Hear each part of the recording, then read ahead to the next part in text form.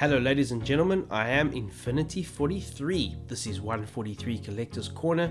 This is where we look at scale 143 models. Today we're looking at the Porsche GT1. So let's start by looking at the history of the race car itself. The Porsche GT1 was built in the mid-90s to compete in GT1 class sports car racing. Now, like many racing disciplines over the decades, GT1 required street-going versions of the race car being built. You couldn't just rock up with a custom-built rocket ship. I think the idea was that these GT1 races needed to bear some resemblance to a road car to make them recognizable. It's a trait that makes modern-day GT racing so popular for many fans. Now, Porsche had dealt with homologation in their past. One such example was the 934, which we covered on this channel previously. You can go learn about that one in that video, but in a nutshell, Porsche was pretty adept at bending homologation rules to breaking point without technically breaking them. In the case of the GT1, the race cars were meant to be heavily modified versions of their road-going cousins, and the McLaren F1 and the Ferrari F40 were good examples of exactly that. Porsche did it the other way around, building a car focused on the racetrack and then turning it into a pretty impractical road-going car. As I said, bending the rules to breaking point without actually breaking them. Now, despite having the legendary 911 label in its name, the GT1 bore very little resemblance or anything in common at all really with the 911. Basically just the front and rear headlamps, that's it. It housed a twin turbocharged water-cooled 3.2 litre engine with 4 valves per cylinder, unlike the 911 of that era, which had an air-cooled engine and 2 valves per cylinder. And of course, the bodywork was considerably different to a regular 911, being built as a race car, not a street car. Porsche debuted the GT1 in 1996 at the BPR Global GT Series. This is what would next year, or the year 1997, become the FIA GT Championship. Its first race was at Brands Hatch as an invite entry, so that means it cannot score points. Nevertheless, the Porsche won comfortably with drivers Hans Joachim Stuck and Thierry Boutsen. This was followed by further wins in Spa and Zunai. Also worth mention for 1996, of course, is Le Mans, where the GT1s finished second and third behind a Porsche WSC 95. Nice little clean sweep of the podium there. For 1997, some modifications were done to the bodywork, particularly the front of the car, to reflect the new 911 to be released in that year. I guess Porsche was at least trying to maintain the illusion of these races being based on road cars, even though we knew that they weren't. With a new sequential gearbox to reduce shift time, I guess every bit helps, as well as aerodynamic improvements to improve acceleration, the 911 GT1 Evo was born, Evo standing for Evolution.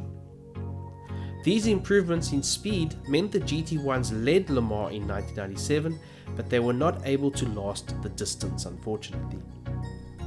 And so we come to 1998, and the styling of the GT1 took a rather abrupt turn. The GT1-98 was built to compete against strong new contenders like the Mercedes CLK GTR and the Toyota GT1. There's a lot of GT1 going around here. Can you imagine being a commentator during this time? And here we have a GT1 overtaking a GT1 in this GT1 race. It's a little bit confusing, but anyway. The fresh styling brought the GT1 more in line with traditional sports prototypes than the previous iterations. Once again, a new gearbox improved shift time, and one street-legal version of the GT1-98 was built to satisfy homologation regulations. Just one. And when I was writing the script, I did wonder where that one is, and it turns out it is with Porsche to this day, who display it now and again at events like the Goodwood Festival of Speed. Can you imagine what that car must be worth? Now, throughout the 1998 FIA Championship, the GT1 struggled to match the pace of the beastly CLK. But at Le Mans, reliability is always more important than outright speed.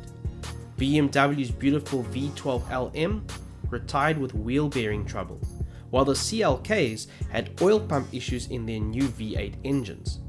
Toyota's GT1s also suffered reliability issues with their gearbox. This left the door open for Porsche to take first and second place with their GT1, earning their 16th overall Le Mans win. The model that we're looking at today is the second place car driven by Jörg Müller, Uwe Olsen and Bob Wollek. At the end of 1998, after Mercedes had basically dominated the FIA season, all the other entries, including Porsche, withdrew. The GT1 project for Porsche was brought to an end at the works factory, and Porsche chose not to defend the Le Mans win in 1999. They would return to Le Mans in 2015 with the Porsche 919 hybrid.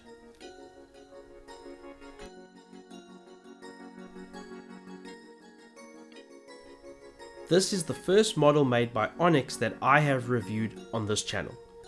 Onyx made a little bit of everything really, from Formula 1 and Indy cars in small display cases, to GT races and street cars in what I call a diamond shaped box, the one with the mirror at the back, similar to what Universal Hobbies did.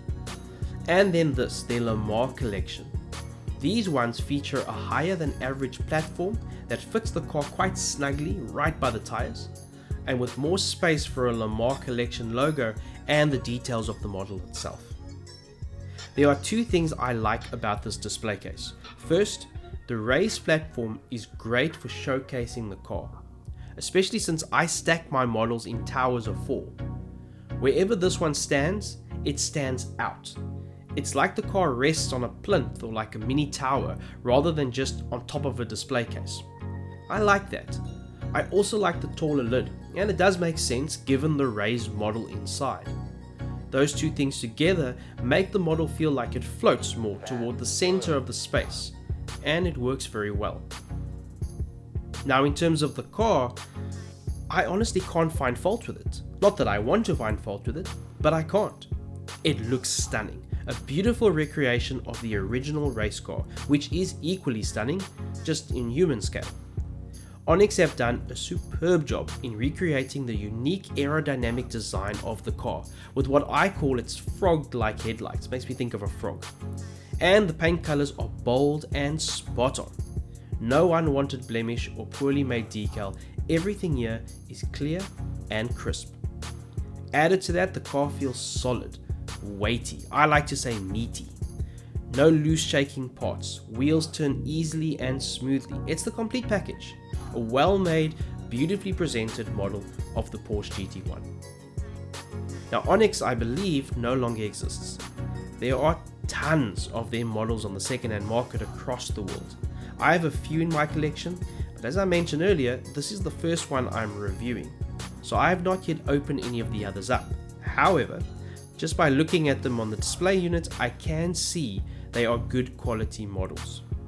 Coupled with their reasonable prices on the second-hand market, it makes Onyx a good place to look if you're willing to expand your collection with second-hand items. Finding new ones or totally untouched ones is difficult, and the price does go up when you do find them. To close this video, I want to say I'm a big Porsche fan. I love their racing pedigree, their history at Le Mans, and I love having models of my favorite Porsche models from across their story. This is a model that I sought actively. And sometimes when you do that, you're left disappointed when you finally get the model. Not so with this one. It is everything I hoped it would be, and I am so happy to have it on my wall.